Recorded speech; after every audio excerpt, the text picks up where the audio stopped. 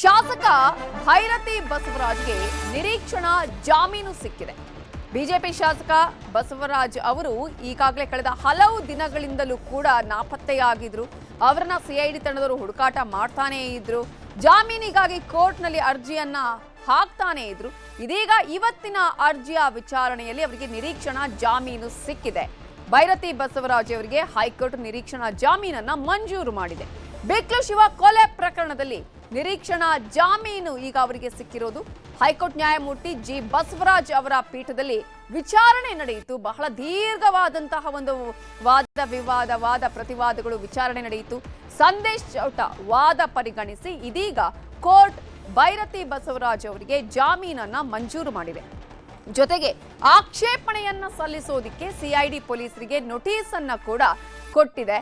ಜನವರಿ 6ಕ್ಕೆ ವಿಚಾರಣೆಯನ್ನ ಇದೀಗ ಹೈಕೋರ್ಟ್ ಮುಂದೂಡಿರೋದು. ಬಿಕ್ಲು ಶಿವ ಕೊಲೆ ಪ್ರಕರಣಕ್ಕೆ ಸಂಬಂಧಪಟ್ಟ ಹಾಗೆ ಕಳೆದ 7 ದಿನಗಳಿಂದಲೂ ಕೂಡ ಭೈರತಿ ಬಸವರಾಜ್ ಅವರು ಅಜ್ಞಾತ ಸ್ಥಳದಲ್ಲಿದ್ದಾರೆ. ಅಲ್ಲಿದ್ದುಕೊಂಡೇ ಕಾನೂನು ಸಮರವನ್ನ ಮುಂದುವರೆಸಿದ್ದಾರೆ. ಮೊದಲಿಗೆ ಕೋರ್ಟ್ಗೆ ಅವರು ನಿರೀಕ್ಷಣಾ ಜಾಮೀನಿಗೆ ಅರ್ಜಿ ಸಲ್ಲಿಸಿದ್ರು, ಆಗ ರಿಜೆಕ್ಟ್ ಆಯ್ತು. ಮತ್ತೆ ಜನಪ್ರತಿನಿಧಿಗಳ ಕೋರ್ಟ್ಗೆ ಅರ್ಜಿಯನ್ನ ಹಾಕಿದ್ರು, ಅಲ್ಲೂ ರಿಜೆಕ್ಟ್ ಆಯ್ತು. ಮತ್ತೆ ಹೈಕೋರ್ಟ್ಗೆ ಅರ್ಜಿಯನ್ನ ಸಲ್ಲಿಸಿದ್ರು. ಇದೀಗ ಹೈಕೋರ್ಟ್ನಲ್ಲಿ ಅವರಿಗೆ ನಿರೀಕ್ಷಣಾ ಜಾಮೀನು ಮಂಜೂರು ಆಗಿದೆ.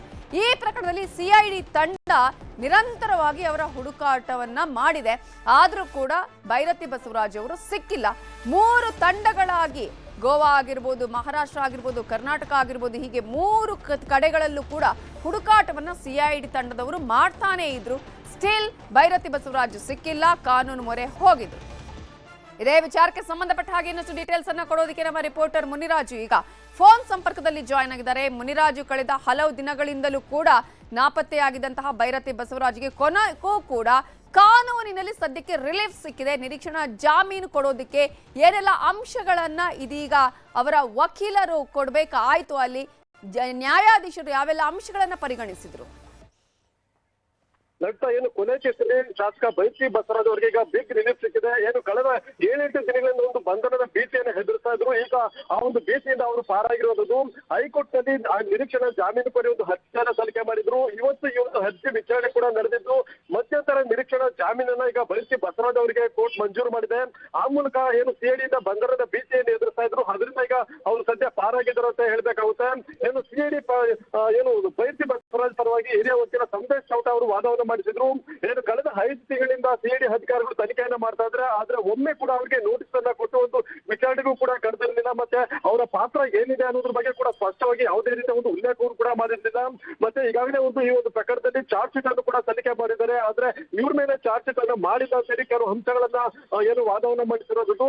ಈಗ ಈ ಒಂದು ಪ್ರಕರಣದಲ್ಲಿ 18 ಮಂದಿ ವಿರುದ್ಧ ಚಾರ್ಜ್ ಶೀಟ್ ಆಗಿದೆ. ಆದ್ರೆ A5 ಆಗಿರುವಂತಹ ಭೈರತಿ ಬಸವರಾಜ್ ಅವರ ಮೇಲೆ ಚಾರ್ಜ್ ಶೀಟ್ ಮಾಡಿಲ್ಲ ಅಂತೇಳಿ ಕೂಡ ಒಂದು ವಾದವನ್ನು ಮಾಡಿಸಿದ್ರು. ಮತ್ತೆ ದೂರು ನೀಡಿದ ಸಂದರ್ಭದಲ್ಲಿ ಏನು ಕೊನೆ ಆಗಿರುವಂತಹ ರೋಡಿ ಶೀಟರ್ ಬಿಕ್ಲು ಶಿವರ ತಾಯಿ ಒಂದು ದೂರನ್ನು ಕೊಡ್ತಾರೆ. ಆ ಒಂದು ದೂರದಲ್ಲಿ ಕೂಡ ಇವರ ಹೆಸರಿಲ್ಲ. ಆದ್ರೆ ಪೊಲೀಸರು FIR ಮಾಡಿದಾಗ 5 ಜನರ ಹೆಸರನ್ನು ಸೇರಿಸ್ತಾರೆ. ಅದರಲ್ಲಿ ಇವರ ಹೆಸರು ಕೂಡ ಸೇರಿಸಿರೋದು. ಆದ್ರೆ ಸೂಕ್ತ ಸಾಕ್ಷ್ಯಗಳು ಮತ್ತೆ ಏನೇನಿದೆ ಅನ್ನೋದ್ರ ಬಗ್ಗೆ ಕೂಡ ಸಿಐಡಿ ಅಧಿಕಾರಿಗಳು ಇದುವರೆಗೂ ಕೂಡ ಉಲ್ಲೇಖ ಮಾಡಿದ್ದ ಮತ್ತೆ ತೋರಿಸಿಲ್ಲ ಅಂತೇಳಿ ಕೂಡ ತಮ್ಮ ವಾದವನ್ನು ಮಾಡಿಸಿರೋದು. ಈ ಎಲ್ಲಾ ಅಂಶಗಳನ್ನ ಪರಿಗಣನೆ ಮಾಡಿದಂತ ಹೈಕೋರ್ಟ್ ಇವತ್ತು ಮಧ್ಯಂತರ ನಿರೀಕ್ಷಣಾ ಜಾಮೀನನ್ನ ಮಂಜೂರು ಮಾಡಿದೆ. Ravitha, okay, thank you Muniraju ಡೀಟೇಲ್ಸ್ಗೆ.